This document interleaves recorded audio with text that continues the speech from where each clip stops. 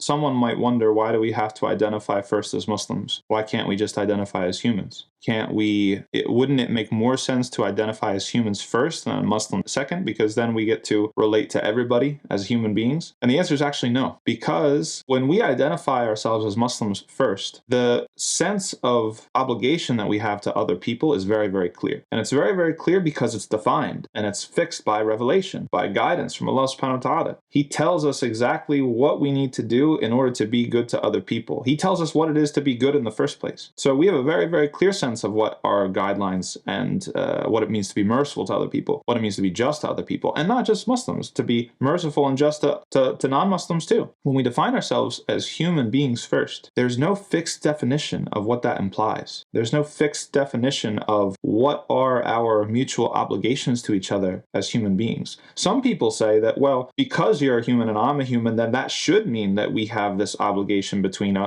us. We have an obligation to be fair and to be just and to be merciful and stuff like that. This is sort of like the natural rights camp, that, well, this is a sort of a natural right that's put inside of all of us, and you recognize my humanity and I recognize your humanity, and we go on from there. But that's not a matter of consensus. Some people don't think that way. Some people don't believe that. Some people, and there's another camp that's called sociological realism, that believes that just because you're human and I'm human, I don't owe you anything, right? If you look at animals in the animal kingdom, do they owe each other something? Does a lion have to be merciful to another lion just because they're two lions, right? So if we define ourselves by outside of revelation, we unmoor ourselves, we unhinge ourselves, we cut ourselves off from this kind of very clear, very fixed definition of what is good. And now we get into this territory where we have to argue about what's good in the first place. I'm trying to argue with somebody, well, I'm a human and you're a human being, and we should have this sense of natural rights and natural sort of,